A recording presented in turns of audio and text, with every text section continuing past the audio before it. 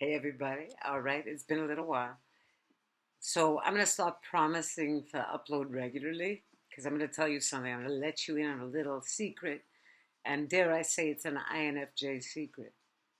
We can do this stuff. I'll say, okay, I'm going to speak for myself because I'm going to get a ton of contrarian emails. So here we go. I do these videos when I'm feeling it. Now, I could prep a bunch of videos and do them and be very mechanical. I don't like to do that stuff or just upload randomly. And I see a lot of people doing that. It doesn't interest me. Okay, so it's got to be a real message. So today I got something real. Remember, we're talking about love in this narcissistic society, how all this stuff works or doesn't work, or what you got to do if you got that love vibe. All right, so I'm going to recap a little something. All right. And I know I'm not the only one to believe it, and everybody defers to professionals, and I understand that as well. But some of us are really connected to the earth. We get our own answers. Now, I said in the last video that narcissists are a separate species. I believe that. I also believe that psychopaths are a separate species as well. Really do. So if we look back at Bible verses and biblical paradigms, we got the good and evil, we got the fallen angels, we got all that stuff. And we got to look at real life and see what it is. There's truth to all of it. Now, irrespective of how you interpret it, or some people talk about people being reptilian. Now, I don't buy that there's reptile genes in them. They're human, but they're a different species of human. I don't buy that it's based on color or race at all. But I do think that there's a genetic component to all of this. Now, like I said at the beginning, I'm not the only one who thinks so. Now, you have this preeminent psychologist, especially in the field of psychopathy, and that's Dr. Robert Hare. Now, I say psychologist. I'm not sure if he's a psychologist or a psychiatrist. I believe he's a psychiatrist, but correct me if I'm wrong. So Dr. Robert Hare thinks that psychopathy is just an adaptation. It's just a way someone is born, and just it's genetic, it's adaptive, and it's just the way things go.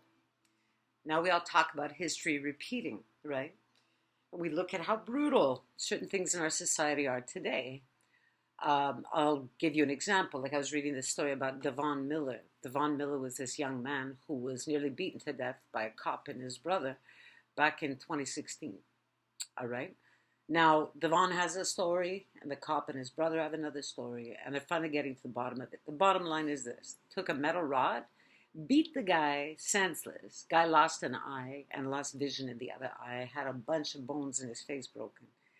I mean, and you think about it, no matter what the guy did, are you going to beat someone to that level, to a pulp? There's got to be something wrong, man. Something wrong with the people who are doing the beatings.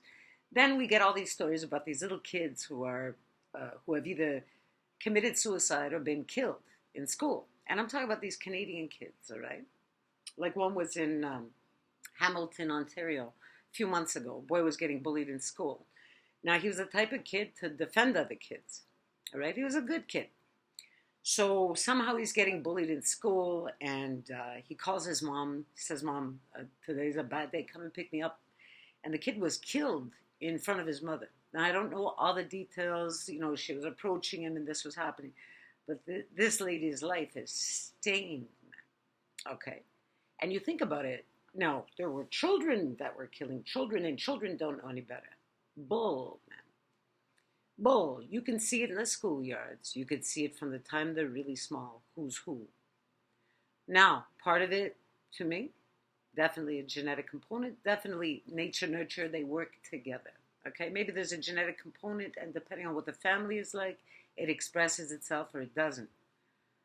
All right, so here we are. We're living in a world that rewards narcissism all the time. And you see people becoming more and more brutal to one another.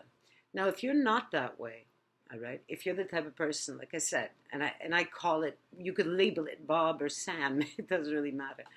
All right, so for me, I call it being a compassionate person. I am an empath, like the real deal empath.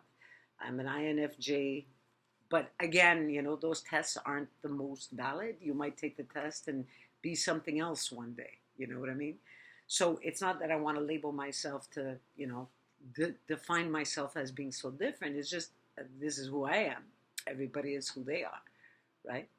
Now, I'm not saying that, you know, narcissists are this different species and they're not human. They're not human. They're human. It's just a different type of human. There are a whole lot of them around. So, what's the best defense against this is awareness. Know it. Look for the signs. Now, what are the signs of a narcissist? Beyond very selfish behavior. Narcissists, what they say about themselves and what they do not match. So I'll give you an example. Say, especially covert narcissists to me are worse. And by worse, I'm going to explain it. Covert narcissists to me are the worst type of narcissist. The malignant narcissist is so easy peasy, okay, to define. They're very flashy, but it doesn't mean somebody who's flashy is a narcissist, right? So, but generally the overt narcissist is very flashy, very egotistical, super self-centered. Think of some of the politicians today, all right? People who are divisive and polarizing, they're really easy to spot. The hard ones to spot are the coverts. The coverts will disguise themselves and they'll mask themselves as being something they're not. They're the do-gooders very often in our society. Now, is a do-gooder somebody, like, I'm just going to say it. If you do good for someone, that's a good act, all right? I'm not saying not to do good for someone, but these types of people are the do-gooders who wave the flag. They're the pink t-shirt wearers on anti-bullying day, but they're the worst bullies, okay? They will speak about themselves in a way to show how wonderful they are, all right? And do things to just show how kind they are, sweet, but they're really the most evil type of narcissist you're going to find. I used to work with a lot of covert narcs, and now I'm going to use one as an example. This one was treated like crap by the organization where she worked. But out in public, she would tout the organization as being this wonderful thing and that she was just so brave for doing the type of job she did. But truth is, she was a big coward, all right? She was a sniveling coward. She wouldn't own who she was. And that's also a telltale sign of a narcissist. So when you see somebody talking in a certain way and touting themselves and then behaving very differently, okay, that's where your instinct will tell you you got to listen to it. It's really important. Okay. Now, talk about the different species. I don't know if any of you are familiar with Dr. Frances Cress Welsing. Pretty amazing lady. Now, what Dr. Welsing, she had this color theory of colonialism, all right? So she came up with this theory because we talk about colonialists, we talk about racism, we talk about all the things that are very overt and, you know, whatever in our society. But she started digging deeper and she goes, how did this happen in the first place? How did, say, she definitely concentrated on race. I mean, it's what colonialism was, whites freaking colonizing brown people's lands and black people's lands. It's that. So she said, why did they do what they did? And why did they enslave black people, right? And try to enslave other types of people, including, like, you know, look, gypsies have been treated like crap, maybe white, like on the surface, different shades of brown or white, but it's a race of people, right? So anyhow, but to me it's beyond color. But what Dr. Welsing said is, she goes, what they realized is the genetic superiority of brown people, that if they were to make babies with brown people, most of the babies would be brown. So this is why they enslaved, say, black and brown people, right? So I look at it a little differently. But I like her theory in one way. But in another way, I took it to another level.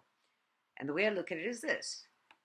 There are different species of humans. There are some humans who do not have the capacity or the frequency for love. Those are the colonizers, all right? The enslavers. Now, you had slave masters of all colors. It's not like all slave masters, most of them were white, but you did have some black and brown slave masters as well. all right? And you had white on white slavery as well. I mean, this is just the way it is. So if you're to think of that, it's like, well, I could never do that to somebody else. But there are people back then and still today who have no qualms and no problems doing this stuff. So again, thinking of all the recent stuff that I've been seeing in the news, also based on my personal experiences, the past few weeks I've been very busy, and again, trying to find my way out of the matrix to make sure I never have to be a part of it again, doing things in a different way. I'll make a long story short. I started going to look at various places, looking for places to invest my money. So I started looking at property. So started looking at property and seeing how certain people live made me sick to my stomach. And the way my realtor looked at it, he said, you know, he goes, but they're investors. I said, well, what do you mean they're investors? Does an investor become an enslaver of someone, overcharging them on rent and not taking care of their buildings? And, you know, like say one of the places that we went to see, I kid you not, man, there was such a leak in the ceiling, an active leak that had been there for months. The people that were living in the home, the tenants, to me were way overpaying, okay, for this particular property. And they had on the windows aluminum foil, busted windows. And it made me start to think. And one of the big investors is some church-going guy, right? A big Christian. He's big in the Christian community. And I'm like, what Christian community? You got to be kidding. See, that's how, and a total narcissist, because he's all icing without any cake, right? Dude has like tons of properties in the city. They're all falling apart. They're all rented out to people who can't afford better, right? So even navigating in this world of narcissism, and you want to be successful, to what cost? You got to ask yourself those questions. You, in my opinion, could still do things, all right, could still be successful, but not at the expense of the people around you. See, personally, I wouldn't be able to sleep at night. Didn't matter how much money I have in my account. I can't take it with me, can I? It's all kind of food for thought. Anyhow, so that's just kind of a ramble for the day, a very unplanned kind of video, but I just felt like talking and doing this. So I wish you all a great day. Foxy D. Signing off until the next time. Namaste.